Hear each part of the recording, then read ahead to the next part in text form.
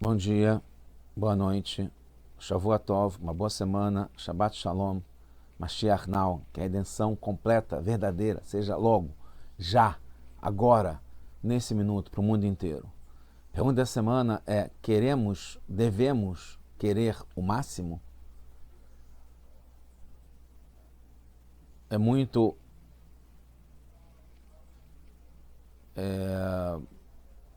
providencial nessa época que a gente está agora, porque tem uma tendência a ficar para baixo, a se deprimir, a, no mínimo, querer manter o status quo, o equilíbrio, a zona de conforto, o normal, não piorar.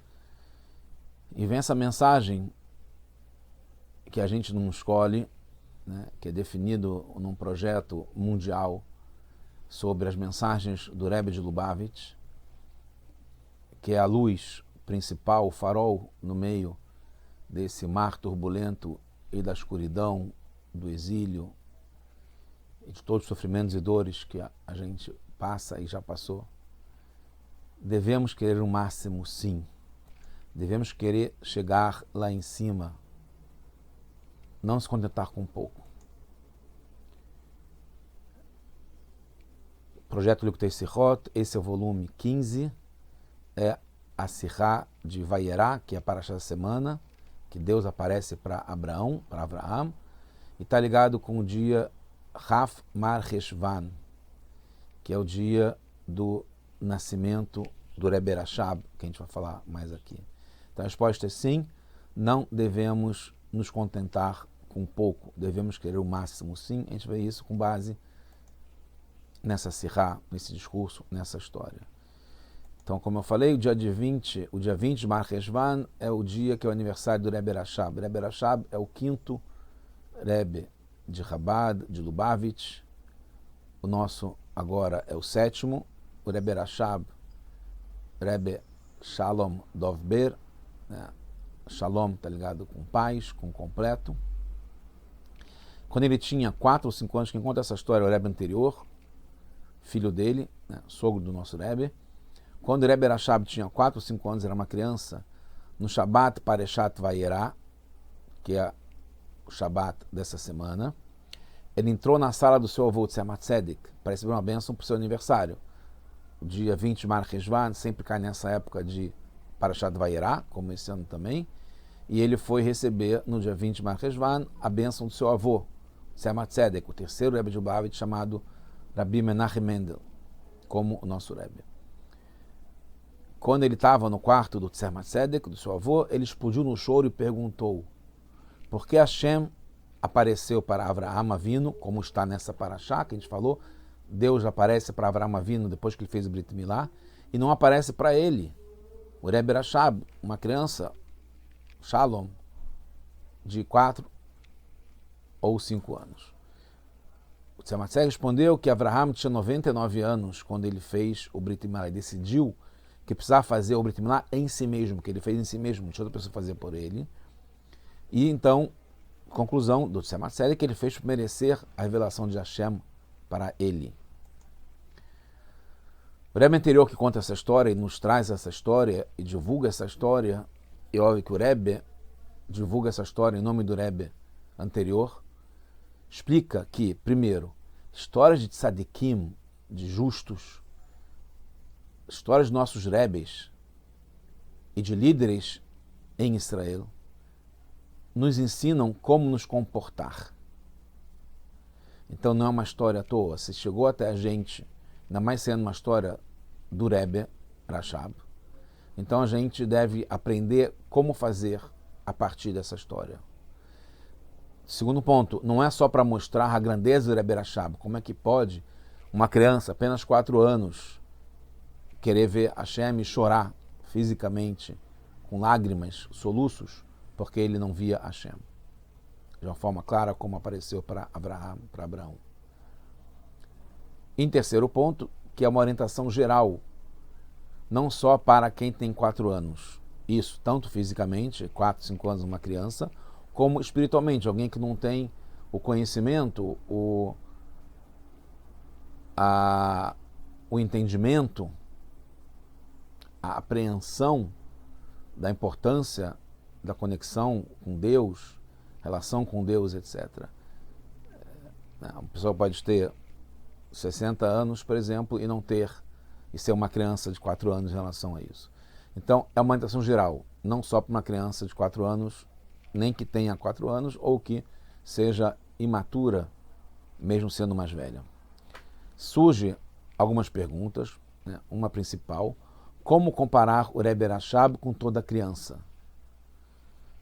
Então, é certo que a gente tem que aprender dessa história que foi divulgada, mais ainda sendo de um líder em Israel e do Rebbe, né, como o Rebbe Rashab, mas como comparar? Ele é especial, ele tem todo um ambiente, várias circunstâncias que tornam tão especial assim. Como comparar com cada criança ou cada pessoa mais velha que seja imatura em relação a isso? Ele já era, como o Rebbe anterior fala, o Rebbe também, já era sagrado desde a barriga, ele já era muito especial, predestinado.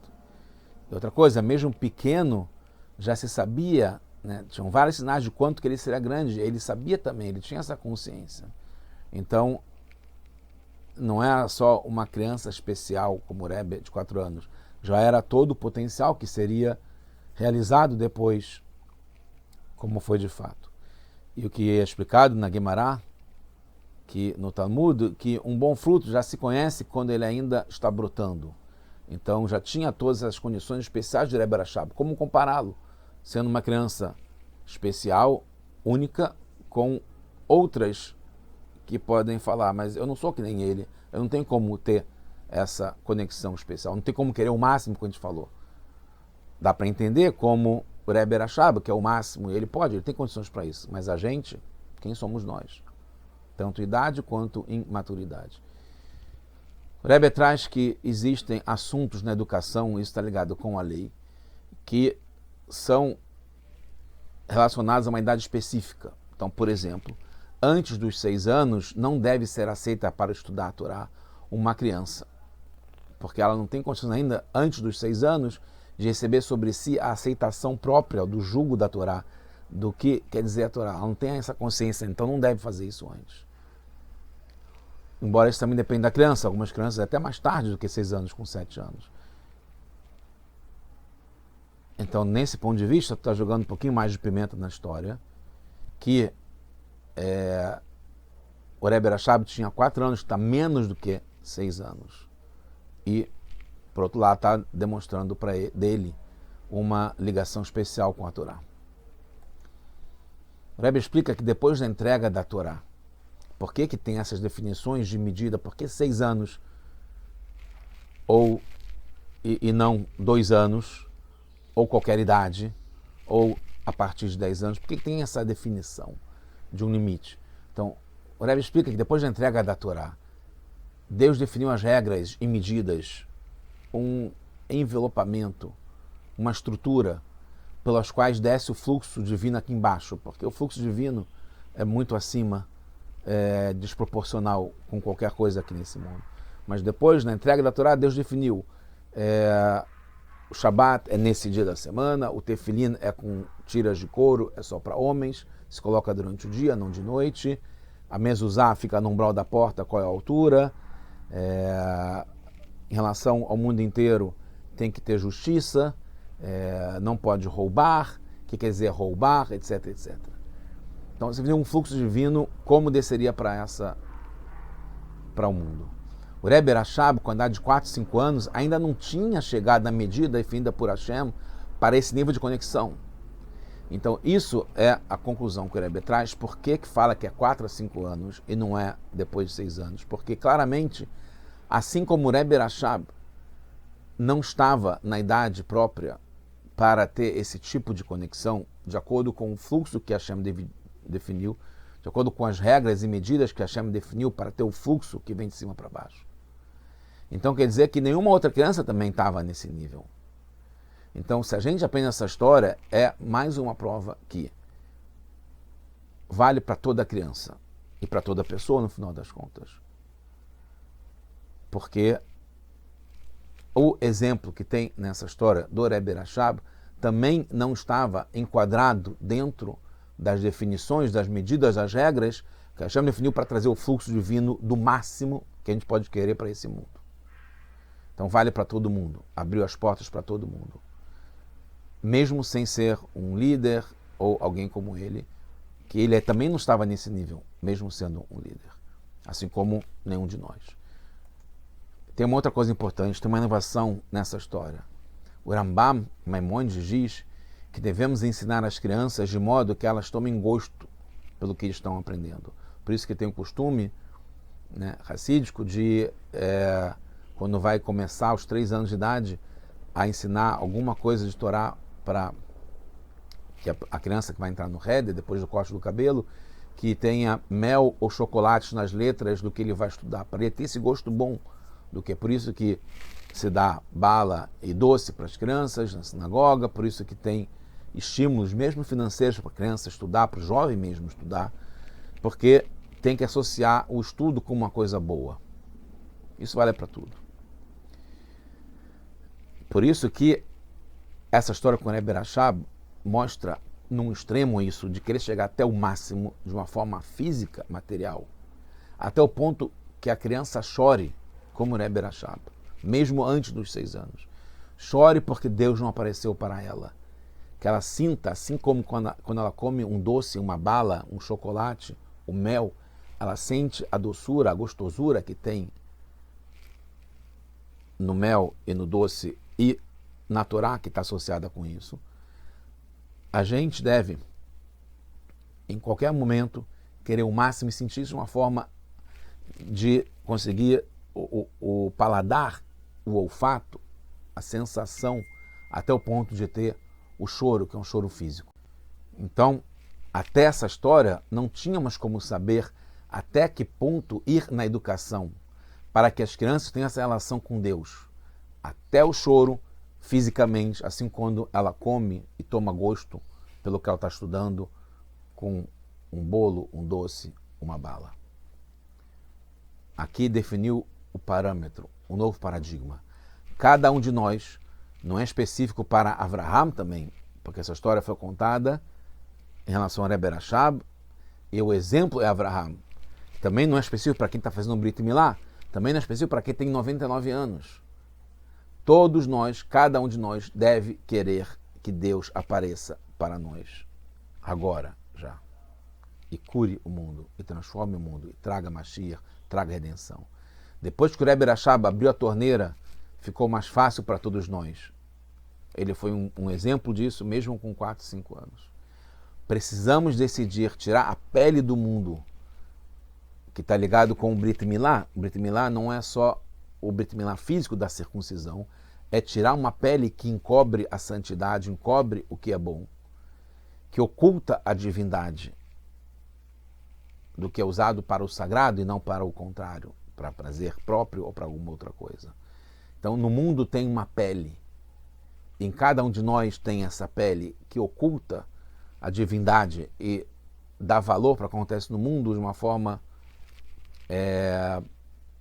pesada, subjugada, sem perceber o que está por dentro, por trás, que é o fruto, que é a divindade. Todos devemos, concluindo, revelar Deus para nós e Deus como luz no mundo.